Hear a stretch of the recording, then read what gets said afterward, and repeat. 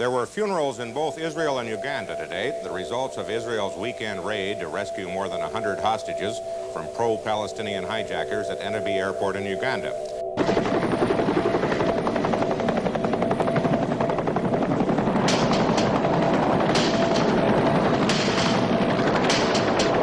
Armed terrorists seize a passenger jet. On board, 80 Israelis and one. They had their fingers itching on the trigger and they wanted to kill us. Israel gambles all on a desperate rescue mission. Very exciting moment. No, it's really happening.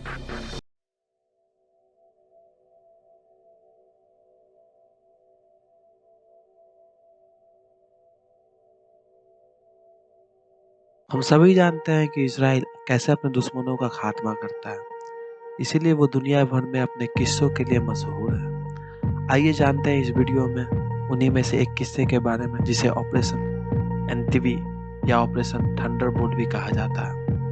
27 June 1976 Israel में एक सामान्य दिन था, जब Israel की एक flight अपने निश्चित समय पर तेल अवीव से पेरिस जाने वाली थी। इसमें करीब 246 पैसेंजर थे, ज़्यादातर जूइश और इजराइल से थे और करीब 12 क्रू मेंबर्स थे। ये फ्लाइट करीब 12:30 बजे पेरिस के लिए उड़ान भरती है। उड़ने के तुरंत बाद ही 4 लोगों ने बंदूक तान दी और एक ने पायलट के पास जाकर विमान को अपने कब्जे में लेने का ऐलान कर दिया। आपको बता दें कि 4 में से 2 पैलेस्टीनियंस थे और 2 जर्मन थे। हाईजैकर्स ने प्लेन को बेनघाजी, जो कि लीबिया में है, वहां उतरने के लिए पायलट को कहा। 7 घंटे के लिए ये विमान वहां रुकी थी। इस समय में हाईजैकर्स ने एक ब्रिटिश बॉर्न इजरायली महिला को छोड़ दिया। विमान करीब दोपहर 3:15 में 28 तारीख को एंटेबे एयरपोर्ट के लिए रवाना हुई, जो कि युगांडा में है। एंटेबे में उन चारों को फिर कम से कम और 4 ने ज्वाइन किया, जो कि फोर्सेस थी युगांडा के प्रेसिडेंट इदी अमीन की।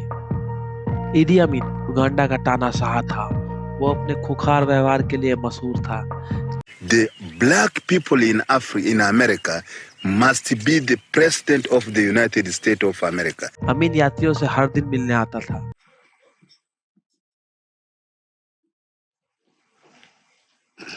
For those of you who do not know me, I am Field Marshal President for life, Dr. Idi Amin Dada, the ruler of Uganda. I want to welcome you all to Uganda. 28 तारीख को hijacker ने अपनी demand रखी कि हमें $5 million और 53 Palestinian और pro Palestinian militants की रिहाई चाहिए, जिसमें से करीब 40 प्रिजनर्स इजराइल में थे। उन्होंने कहा अगर उनकी बात ना मानी तो वो एक एक करके यात्रियों को मारने लगेंगे। इस डिमांड के बाद इजराइल और फ्रांस की एजेंसियां हरकत में आ गई। 29 जून को जब युगांडा के सोल्जर ने एक दरवाजा डिस्ट्रॉय किया जिससे कि एक हॉल का रास्ता खुल जाए, तब हॉस्टेजेस को सेपरेट किया गया। इजरायलियों को बाकी हॉस्टेजेस से अलग किया गया। तभी एक हॉस्टेज ने अपनी बाही विल्फ्रेड बोस को दिखाई। विल्फ्रेड बोस एक फाउंडिंग मेंबर था जर्मन रेवोल्यूशनरी सेल का। उस हॉस्टेज के बाही में एक कैंप रजिस्टर नंबर टैटू था।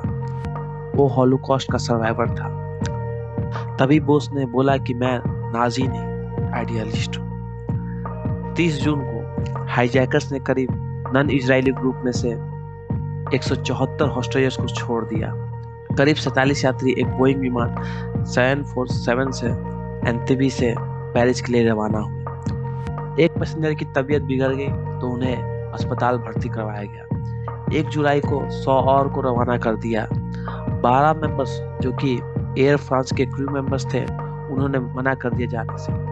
इससे साफ हो गया कि हाईजैकर्स का निशाना सिर्फ और सिर्फ इजरायली थे। इजराइल में हंगामा होने लगा। लोगों ने कहा आतंकियों से बात कर लोगों को छुड़वा लिया जाए। तब इजराइल कैबिनेट प्रिपेयर हो रहे थे फलस्तीन मुजरिम को छोड़ने के लिए अगर कोई मिलिट्री ऑपरेशन सक्सेसफुल नहीं होता है तो।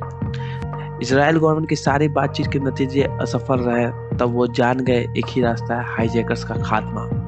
इसी बीच इजराइल की खुफिया एजेंसी मोसाद एक्टिव हुई और हाईजैकर से जुड़ी सारी डिटेल्स इकट्ठा की जा रही थी और किसी बचाव ऑपरेशन को लेकर प्लानिंग की जा रही थी। पहले सोचा गया कि पानी के रास्ते जवान भेजे जाएंगे जो एंटेबी पहुंचकर बचाव ऑपरेशन चलाएं। लेकिन ये सफर लंबा था और जो पानी का रास्ता था लेक विक्टोरिया, उसमें नाइल मगरमच्छ पाए जाते थे।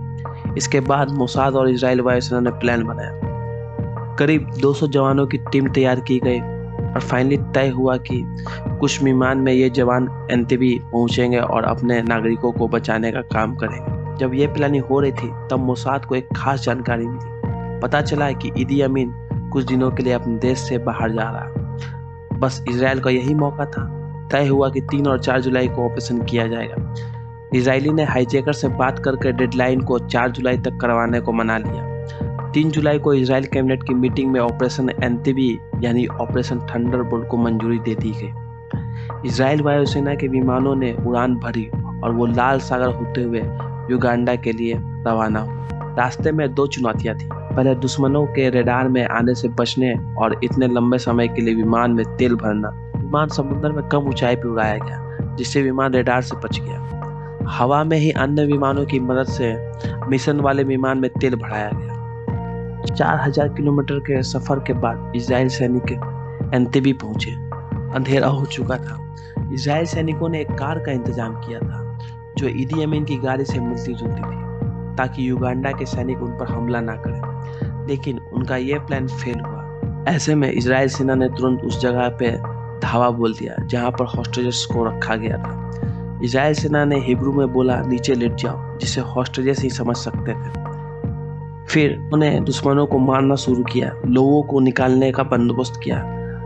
लड़ाकों ने एंटेबी के एयरपोर्ट पे जवान थे और जो हाईजैकर्स थे उनको मार गिराया। इजराइल नागरिकों को तुरंत विमान में लाया गया और सभी को बचा लिया गया। इस पूरे मिशन में एक सैनिक मारा गया था जिनका नाम योनाथन नेतन्याहू था, और एक महिला को बाद में मार दिया गया था जिनका नाम डोरा ब्रूस था, जो बीमारी के कारण अस्पताल में भर्ती थी, जो इजराइल सेना को पता नहीं था। आप लोगों को बता दें, हाल ही में इजराइल के प्रधानमंत्री पद से इस्तीफा देने वाले बेंजामिन नेतन्याहू के भाई थे Yonatan Netanyahu. Yonatan Netanyahu Israel का हीरो बन गया था, जिसने 30 साल की उम्र में अपनी जान गंवाई।